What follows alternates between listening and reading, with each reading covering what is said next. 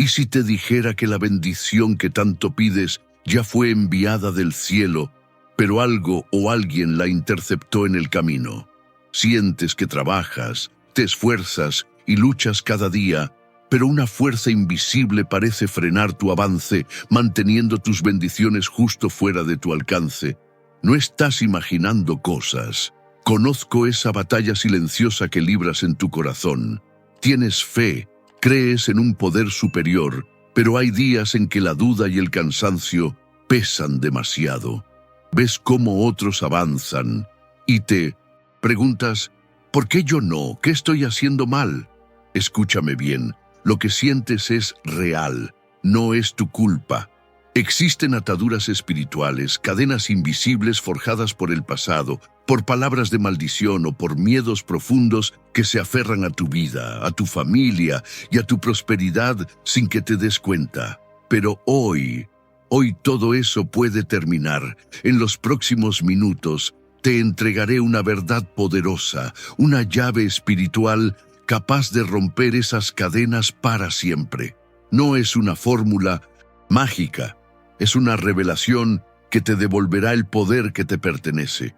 Si tú también estás listo para reclamar tu victoria y sientes en tu corazón que ha llegado el momento de ser libre, declara tu fe ahora mismo.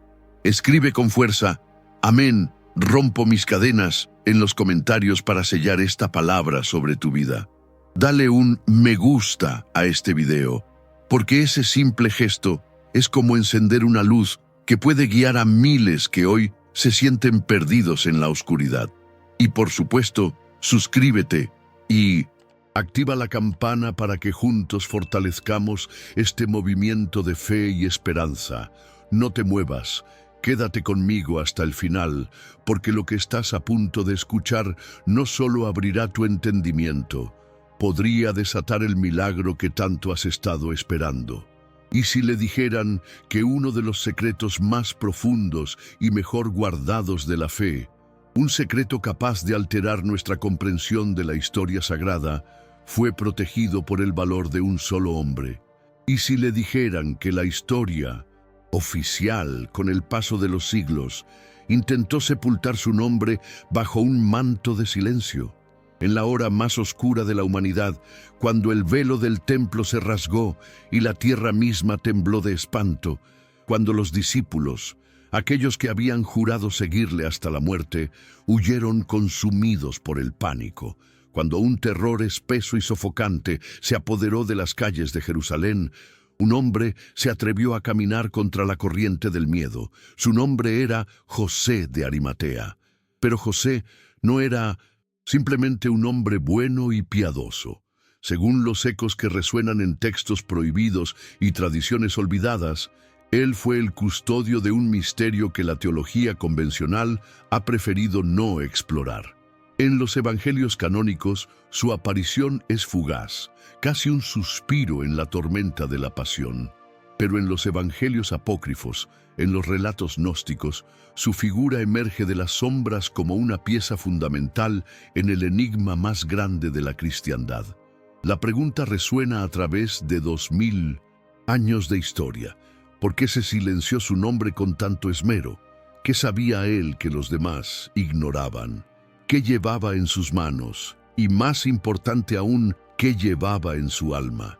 La historia oficial nos dice que simplemente reclamó el cuerpo sin vida de Jesús para darle una sepultura digna. Pero los manuscritos perseguidos, aquellos que sobrevivieron al fuego y al olvido, susurran una verdad mucho más profunda. José de Arimatea hizo mucho más que eso. Él habría sido el portador de una enseñanza oculta, el guardián de un linaje sagrado, el primer eslabón en una cadena de custodia que preservó una revelación demasiado intensa para ser contenida en las páginas de la Biblia. Las tradiciones gnósticas nos hablan de un Jesús que no solo predicaba a las multitudes, sino que también impartía una sabiduría más profunda a un círculo escogido de discípulos. Un Cristo que hablaba en códigos y parábolas, revelando los misterios del reino solo a los iniciados, a aquellos que tenían oídos para oír. Y entre estos iniciados, José de Arimatea ocupaba un lugar de honor, no solo por su valentía, sino por su extraordinaria comprensión espiritual. Él sabía que ciertas verdades no podían ser gritadas en las plazas, sino que debían ser protegidas en el silencio del corazón. La Iglesia institucional, en su esfuerzo por forjar una doctrina unificada, calificó estos evangelios como herejía. Muchos fueron quemados, sus palabras convertidas en cenizas para que no encendieran fuegos prohibidos en la mente de los fieles. Otros permanecieron ocultos en cuevas y monasterios remotos durante casi 2 milenios.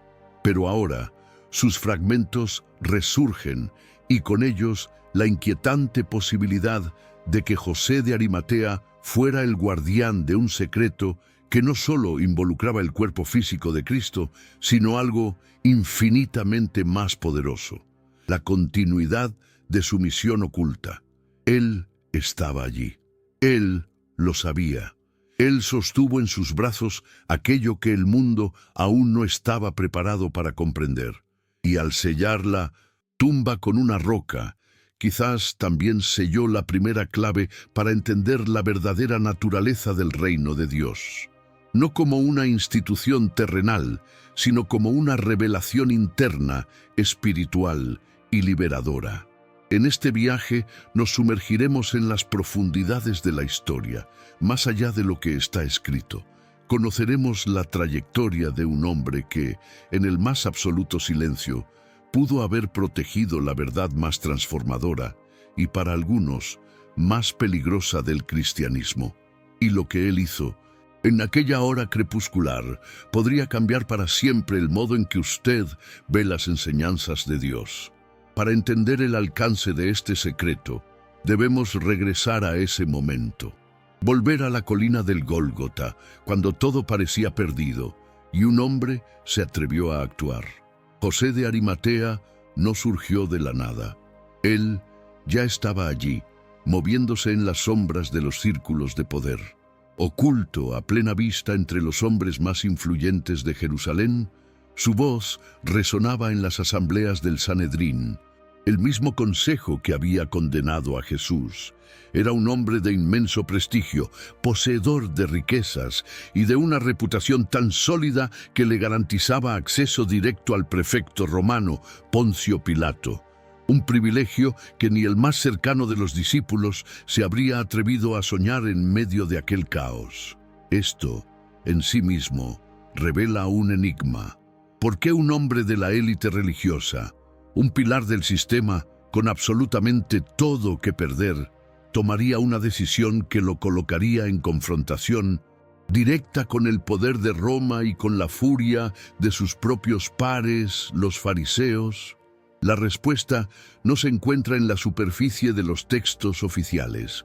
Se halla entre líneas, en los evangelios ocultos, en los documentos prohibidos que la Iglesia, a lo largo de los siglos, se ha esforzado por borrar, clasificándolos como herejía para apartarlos de la tradición popular. Estos textos revelan que José de Arimatea no era un mero simpatizante. Era un hombre cuya alma había sido tocada y transformada por el mensaje del Nazareno. Un hombre que había comprendido que ante él no se encontraba solo un maestro o un profeta, sino el Logos encarnado, el Verbo vivo de Dios, la manifestación misma de la sabiduría divina. En el Evangelio de Juan se nos ofrece una pista invaluable. José era discípulo de Jesús, pero en secreto. Esta frase abre una ventana a un mundo de posibilidades. Si era un discípulo secreto, es muy probable que hubiese recibido enseñanzas privadas, revelaciones que no fueron entregadas a las multitudes. En textos gnósticos como el Evangelio de Tomás, el de Felipe, e incluso en fragmentos del Evangelio de los egipcios, se repite una idea central. Jesús hablaba en parábolas al pueblo, pero explicaba los misterios del reino únicamente a sus discípulos más íntimos. Conocemos algunos de sus nombres: Pedro, Juan, Santiago, María Magdalena. Pero, ¿Y José de Arimatea?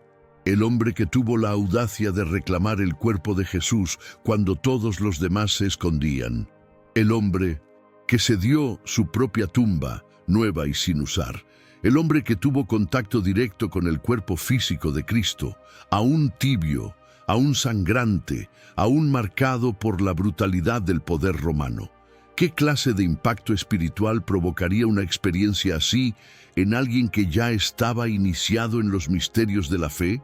En textos prohibidos de la tradición copta y esenia, se menciona que José no solo recogió el cuerpo, sino que participó en un ritual de preservación espiritual, una ceremonia secreta que involucraba antiguas oraciones y cánticos, destinados no solo a honrar al muerto, sino a facilitar la transición de su alma. Esto se encuentra en fragmentos de Nag Hammadi, donde las prácticas de transfiguración eran conocidas entre los iniciados. Esto lo cambia todo. José de Arimatea, según estas fuentes, no fue solo un benefactor, fue un iniciado en los misterios ocultos del Mesías. Él entendió algo que la mayoría no pudo ver. Sabía que el cuerpo de Jesús no era un simple cadáver que debía ser enterrado. Era un receptáculo de revelaciones divinas, un portal entre el mundo visible y el invisible, entre lo que está escrito y lo que permanece oculto. Y esa es precisamente la razón por la que su intervención en ese momento fue tan crucial, tan simbólica y a la vez tan silenciada. Piense por un momento, como miembro del Sanedrín, una élite conservadora y hostil a Jesús, ¿cómo pudo ser uno de sus discípulos? ¿Qué vio en sus ojos? ¿Qué escuchó de sus labios que lo impulsó a romper con el sistema al que pertenecía? Quizás desde el principio fue un agente doble, alguien infiltrado que leía las Escrituras de una manera diferente, alguien que, al leer al profeta Isaías, veía en el siervo sufriente no una metáfora, sino el rostro del hombre de Nazaret. Alguien que miró a Jesús y vio el cumplimiento literal de la profecía que la tradición farisaica había enterrado. Este contraste es esencial para comprender por qué José es una figura tan poderosa. Estaba dentro del sistema, pero su corazón era guiado por una revelación que el sistema no podía aceptar. Tenía acceso al poder terrenal, pero eligió servir al Rey crucificado.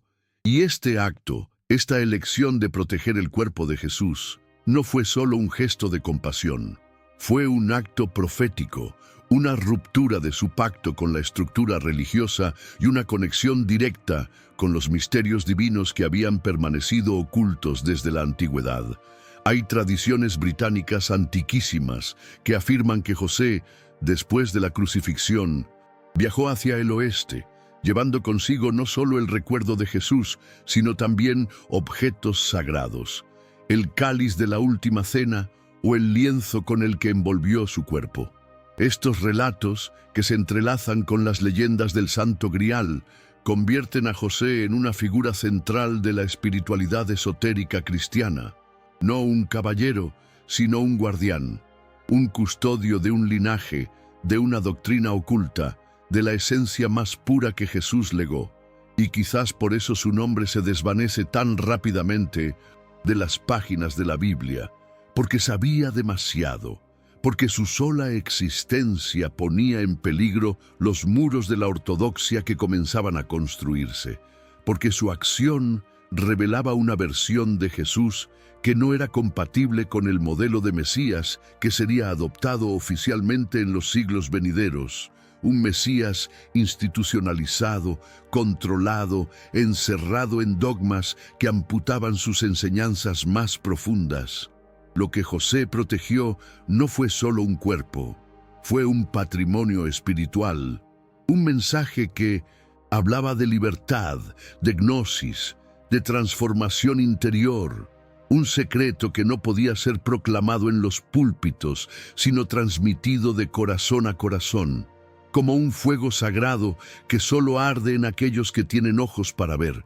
Y entonces todo convergió en un solo acto, un gesto que podría haber pasado desapercibido para la historia, pero que en realidad contiene el peso de una de las decisiones más audaces y espiritualmente cargadas de toda la narrativa bíblica. La crucifixión había concluido. El Mesías, el Maestro, el hombre que hablaba con autoridad sobre los secretos del reino de Dios, ahora yacía sin vida. La oscuridad que había cubierto la tierra a mediodía parecía haberse instalado permanentemente en el corazón de sus seguidores. El miedo era una nube densa y helada sobre Jerusalén. Nadie, ni siquiera aquellos que habían prometido morir por él, se atrevía a acercarse a la cruz. Pero José de Arimatea hizo lo impensable. Mientras la multitud se dispersaba y los soldados romanos cumplían con su brutal rutina, él se dirigió al pretorio. No fue un siervo, ni uno de los 12 apóstoles, ni un líder religioso arrepentido. Fue él, un miembro del Sanedrín, de la misma élite que había orquestado la muerte de Jesús. Un hombre que, según toda lógica, debería haberse mantenido distante, lavándose las manos como Pilato, pero no lo hizo. José se puso en pie y caminó directamente hacia el representante del poder romano. El Evangelio de Marcos lo registra con una precisión escalofriante. José de Arimatea, miembro ilustre del Consejo que también esperaba el reino de Dios, fue audazmente a Pilato y le pidió el cuerpo de Jesús. Preste atención a esa palabra, audazmente. No fue un acto casual ni una petición hecha con temor. Fue una declaración, un riesgo calculado. Una ruptura pública con todo lo que le otorgaba poder, su religión, su estatus, su propia seguridad. ¿Puede imaginar lo que esto significaba en ese contexto? Pedir el cuerpo de un criminal de Estado, ejecutado por sedición contra Roma, era, como mínimo, un acto sospechoso. Asociarse públicamente con el nombre de Jesús en ese momento era firmar su propia sentencia de exclusión social y religiosa. Los romanos podrían haberlo interpretado como complicidad, los judíos como traición, pero aún así José fue y pidió, y al hacerlo cambió el curso de la historia oculta, porque en ese momento no estaba reclamando un cadáver, estaba reclamando la custodia de un cuerpo sagrado, un cuerpo que, según los evangelios apócrifos, aún contenía los vestigios de la presencia divina. Un cuerpo que había sido el instrumento a través del cual Dios había tocado el mundo. El gesto de José de Arimatea no fue meramente humano, fue profundamente espiritual. Un reconocimiento de que aquel cuerpo no podía ser abandonado al azar ni expuesto a la profanación. Debía ser escondido, preservado, protegido en su integridad no solo física, sino también simbólica y profética. Ahora, deténgase un momento y piense, ¿qué sabía él? ¿Qué enseñanza secreta había recibido que lo convenció de que incluso después de la muerte todavía había algo por cumplirse? Los textos gnósticos conservados en Nag Hammadi mencionan que algunos discípulos recibieron enseñanzas reservadas, un conocimiento que no debía ser proclamado a las multitudes, sino atesorado en silencio, como lámparas encendidas en las cámaras ocultas del alma. José, como posible miembro de ese círculo interno, pudo haber entendido que el cuerpo de Cristo era más que materia. Era el símbolo vivo de la encarnación del Logos, de la palabra eterna. Y al reclamarlo, se estaba convirtiendo en el guardián de ese misterio. Asumía la custodia de un secreto que no podía ser dejado bajo la mirada de Roma ni expuesto al juicio del pueblo. Un secreto que involucraba no solo la muerte, sino lo que vendría después de ella. Al recibir el permiso de Pilato, José no solo toma el cuerpo, lo envuelve en un lienzo de lino fino, lo unge con aromas preciosos y lo deposita en una tumba nueva, tallada en la roca, donde nadie había sido enterrado jamás. Este detalle, a menudo ignorado, posee un simbolismo poderosísimo.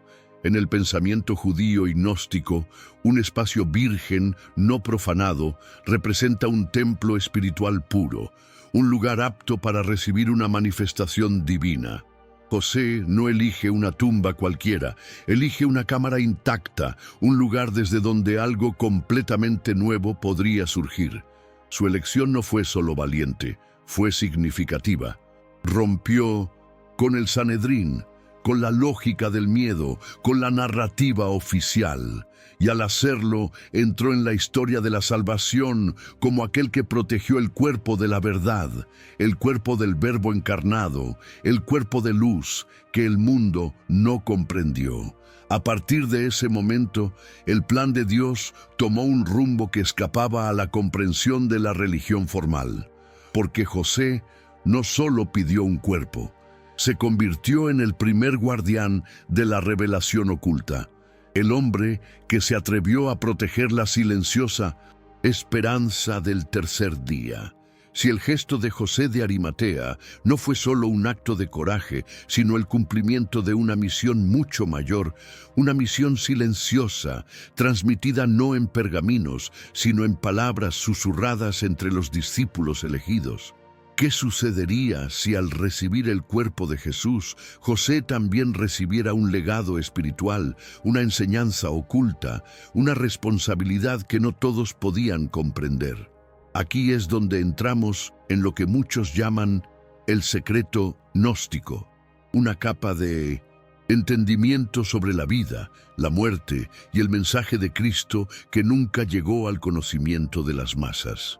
Una sabiduría transmitida oralmente de maestro a discípulo, guardada en secreto por aquellos que fueron considerados herejes. Los textos gnósticos descubiertos en Nag Hammadi, en el siglo XX, arrojan una nueva luz sobre este misterioso período. Aunque José de Arimatea no es citado directamente en muchos de estos escritos, su perfil encaja perfectamente con el del círculo más íntimo de iniciados, aquellos que no solo escucharon, sino que comprendieron las entrelíneas del mensaje de Jesús.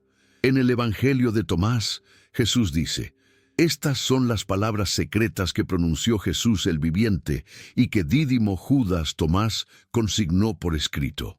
En el Evangelio de Felipe encontramos una afirmación aún más radical. La verdad no vino al mundo desnuda, sino en símbolos e imágenes. De otro modo, el mundo no la recibiría. Este tipo de lenguaje es una contraseña para aquellos que desean acceder a un nivel de fe más profundo, y es en este nivel donde José de Arimatea parece encajar. Imagine la escena por un momento: José caminando por las calles empedradas de Jerusalén al anochecer. El cuerpo de Jesús ya está preparado y sellado en la tumba. Él camina en silencio, pero en su corazón lleva algo que pocos se atrevieron a custodiar: la memoria viva de las enseñanzas que nunca fueron escritas. Enseñanzas sobre el reino, no como un lugar físico, sino como un estado de conciencia. Sobre Dios, no como una entidad lejana, sino como una chispa viva dentro de cada ser humano. Sobre Cristo, no como un mártir derrotado, sino como la revelación de la verdad, oculta desde el principio de los tiempos. En los círculos gnósticos, esta sabiduría se llamaba gnosis, un conocimiento profundo, directo, intuitivo. No es un conocimiento transmitido por la doctrina, sino revelado por la experiencia interior. Y según los evangelios apócrifos, especialmente el de María Magdalena, había discípulos que tenían acceso a este conocimiento.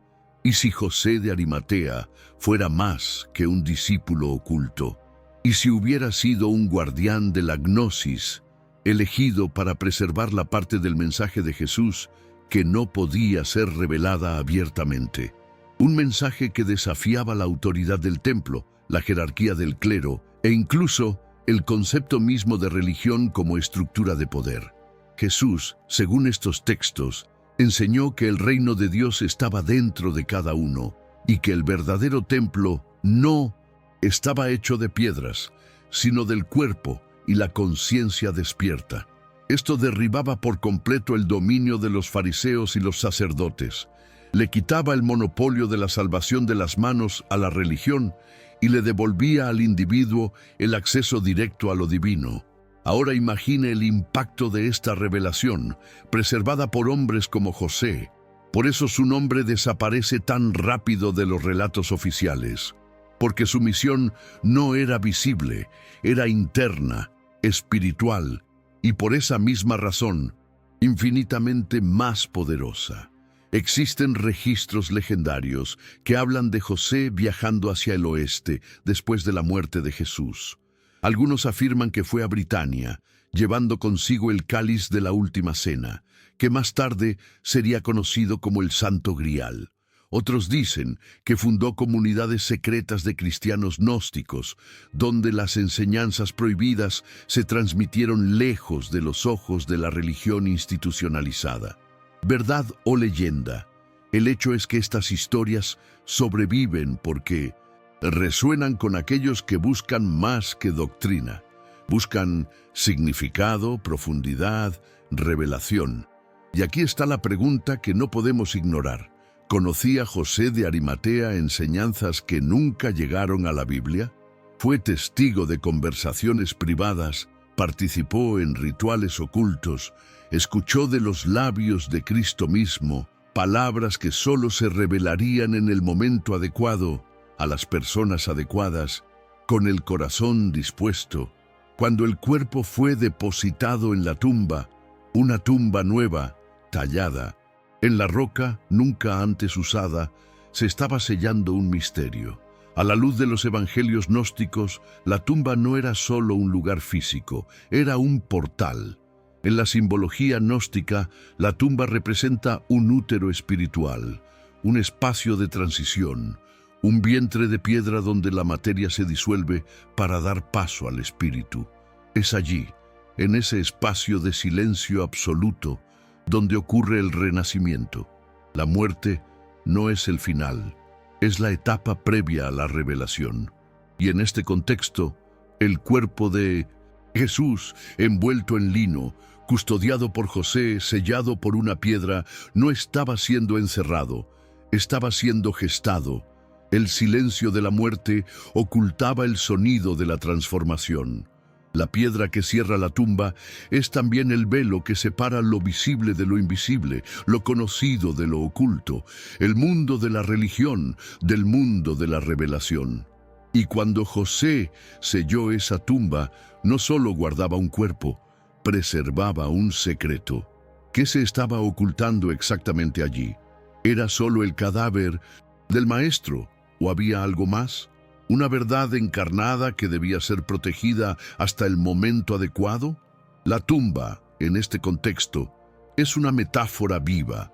El cuerpo oculto representa la verdad oculta, y la piedra en la entrada es el símbolo del silencio sagrado que protege lo que aún no puede ser revelado. Así como el antiguo templo tenía el Santo de los Santos, un espacio sagrado y cerrado donde solo el sumo sacerdote podía entrar una vez al año, la tumba se convierte en el nuevo Santo de los Santos. Y José de Arimatea es el nuevo sacerdote, el nuevo guardián del misterio. Esta metáfora del cuerpo oculto como la verdad oculta nos obliga a enfrentar la posibilidad de que lo que se nos ha enseñado es solo la superficie y que, como el cuerpo sellado en la tumba, hay profundas verdades espirituales esperando el momento adecuado para emerger. Verdades que no se perdieron, sino que fueron ocultadas no por casualidad, sino por sabiduría. Y aquí, la historia toma un giro aún más profundo, adentrándose en el corazón de un secreto milenario. Un secreto que involucra más que la muerte y la resurrección. Un secreto que atraviesa generaciones a través de un linaje. Sí, porque existe la posibilidad, raramente discutida en los púlpitos, de que Jesús no solo dejara discípulos espirituales, sino también un linaje sagrado, un legado de sangre. Y en este punto, José de Arimatea asume un nuevo papel, no solo como el custodio de su cuerpo, sino como el posible guardián del linaje del Mesías. Esta hipótesis, clasificada como herejía durante siglos, ha ganado fuerza en estudios gnósticos y esotéricos. Textos antiguos como el Evangelio de Felipe sugieren que Jesús y María Magdalena tuvieron una relación mucho más íntima de lo que los evangelios canónicos permiten admitir. Hay pasajes donde Magdalena es descrita como la compañera del Salvador. Si aceptamos esta idea, debemos considerar que Jesús dejó una herencia viva, una sangre que necesitaba ser protegida, ocultada, velada, tal como lo fue su cuerpo. ¿Y quién mejor que José de Arimatea, un hombre con recursos, influencia y conocimiento de los misterios, para cumplir esta misión? En diversas tradiciones orales de Britania, transmitidas por generaciones, aparece repetidamente la figura de José de Arimatea, quien habría partido hacia el oeste después de la crucifixión, liderando a un grupo de seguidores y llevando consigo no un cáliz cualquiera, sino el utilizado por Jesús en la última cena. Según algunas versiones, en 1200 ese mismo cáliz habría recogido la sangre que goteaba de su cuerpo en la cruz. Este objeto sería conocido como el Santo Grial. Pero, ¿qué representa realmente el cáliz? Para el pensamiento gnóstico, el grial no es solo un contenedor físico, es el símbolo de la sabiduría oculta, del linaje de la verdad. En muchas tradiciones esotéricas, el cáliz representa el útero, el vaso que contiene la vida. Por lo tanto, al llevar el grial a Glastonbury, como dicen las leyendas, José no estaría llevando solo un artefacto, estaría llevando la semilla de una nueva humanidad, un linaje espiritual. Y hay más. Algunas tradiciones sostienen que José no viajó solo. Habría llevado consigo a María Magdalena, embarazada, portando en su vientre el fruto de su unión con el Maestro. La idea del linaje sagrado, tan combatida por los teólogos, representa una continuidad de la presencia divina en la tierra. Piense en el silencio ensordecedor que rodea a María Magdalena después de la crucifixión. En los evangelios oficiales, la vemos en la tumba, recibiendo la primera aparición de Cristo resucitado, y luego desaparece. ¿Por qué la mujer que, según los textos antiguos, comprendió sus enseñanzas más profundas, fue borrada de la historia? La respuesta podría estar en esta misión secreta que implicaba protección, exilio y silencio. José se convierte así en el protector de la continuidad, el depositario fiel no solo de los restos, sino del legado invisible del Mesías. Es posible que usara sus conexiones para garantizar que tanto María como el grial, ya sea simbólico o literal, fueran llevados a un lugar seguro, lejos de la persecución. Y Glastonbury, en Inglaterra, aparece en varios relatos como el lugar donde esta semilla fue plantada.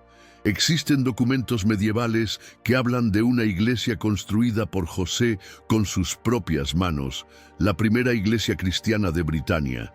Todo esto podría parecer leyenda, hasta que comenzamos a atar los cabos. El silencio de Magdalena, la fuga hacia el oeste, las menciones al grial, la aparición de comunidades cristianas muy antiguas en regiones inesperadas. Son fragmentos de una historia olvidada, preservada por aquellos que se atrevieron a no borrarla. José de Arimatea, entonces, pudo haber sido el primero de este linaje de guardianes, hombres y mujeres que no solo creyeron, sino que protegieron, que entendieron que había algo más, algo que no podía escribirse en páginas ordinarias, sino que necesitaba ser velado como un tesoro. Y esto nos lleva a la pregunta inevitable: ¿por qué se habla tan poco de José de Arimatea? ¿Por qué la figura de este hombre, tan esencial, simplemente se desvanece de las páginas del Nuevo Testamento? Si era tan importante, ¿por qué su nombre fue relegado a la sombra? Aquí es donde percibimos una de las batallas invisibles más profundas de la fe, la lucha entre lo que se puede decir y lo que debe ser silenciado.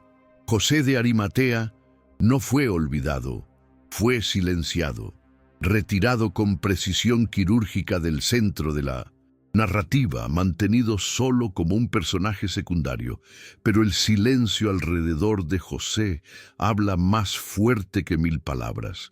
En los primeros siglos del cristianismo, la selección de los textos canónicos no fue un proceso neutral. Los evangelios que hoy tenemos en la Biblia fueron elegidos según criterios políticos, teológicos e institucionales. Muchos otros escritos fueron descartados, perseguidos, quemados. Los evangelios apócrifos, como el de Tomás, el de Felipe o el de María Magdalena, hablaban de una espiritualidad interna, una revelación directa que no dependía de la jerarquía eclesiástica. Y eso era peligroso, subversivo. Y es en estos textos peligrosos donde encontramos ecos de lo que José de Arimatea representaba. Era la figura del discípulo silencioso, el guardián de los secretos, el hombre que actúa fuera de la estructura religiosa, pero con un profundo conocimiento espiritual. No necesitaba estar en el templo para ser santo. No necesitaba el respaldo de Pedro para actuar. Él entendió por sí mismo la urgencia y la profundidad de lo que estaba sucediendo, y este tipo de personaje no servía a la narrativa oficial. José representaba todo lo que la institución eclesiástica temía: la autonomía espiritual. Tenía conocimiento, poder, fe y coraje, y no se lo debía a ninguna estructura creada después de la muerte de Jesús. Su nombre, por lo tanto, fue silenciado. La batalla invisible comienza aquí, no entre ejércitos, sino entre ideas, entre versiones de la historia, entre la religión como sistema de control y la fe como camino de liberación. José desaparece porque señala una verdad incómoda, una verdad que no se puede domesticar ni contener en rituales predefinidos. Él actuó por revelación, por fe, por gnosis, y eso lo hace incontrolable.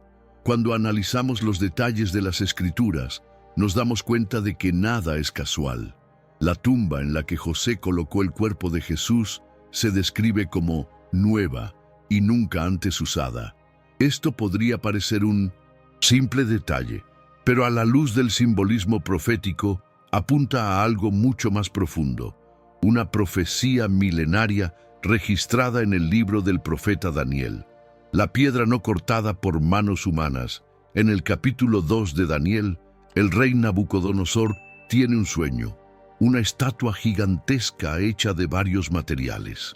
Daniel interpreta el sueño como una representación de los imperios humanos, pero en el clímax de la visión, una piedra, no cortada por mano humana, hirió la estatua en sus pies de hierro y barro y los desmenuzó. Esta piedra, según la interpretación profética, representa un reino que no es de este mundo, un reino que viene directamente de Dios, un reino eterno que destruye los sistemas humanos.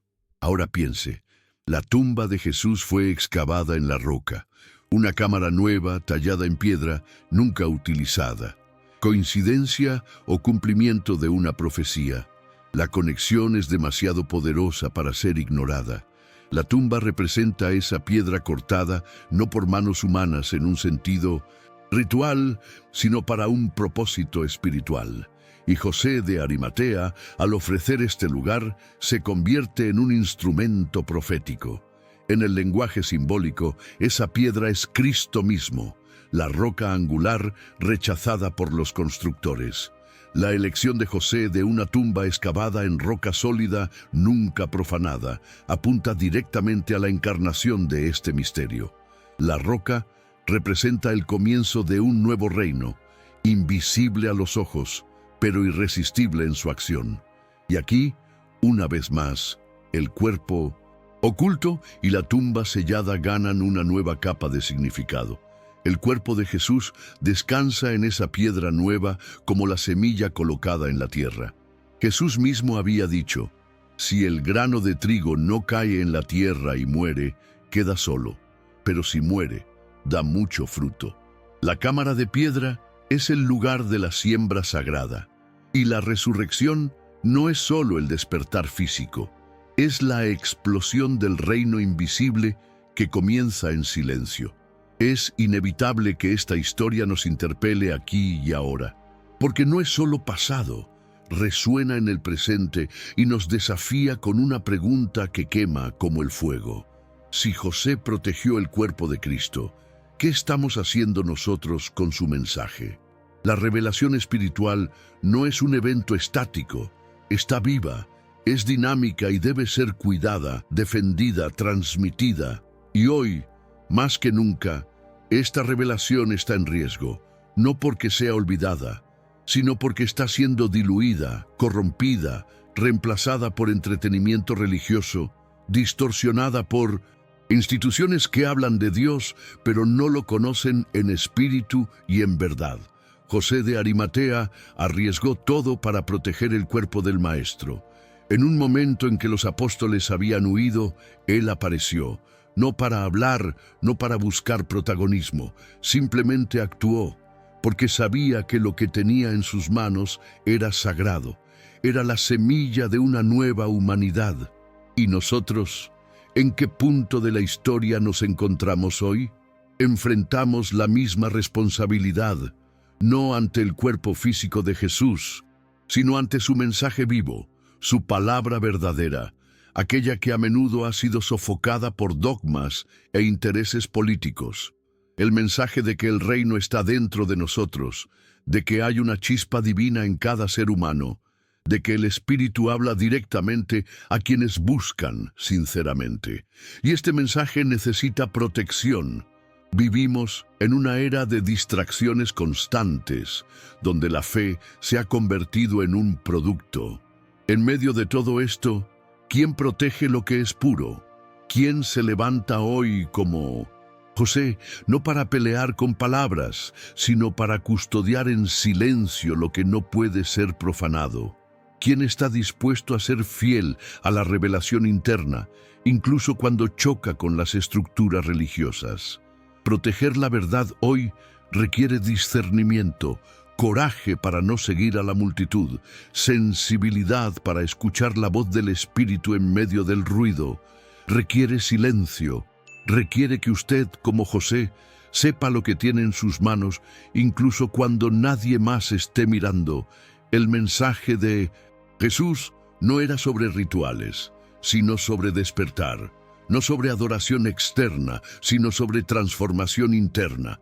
Y esa es la verdad que necesita ser protegida, porque lo libera.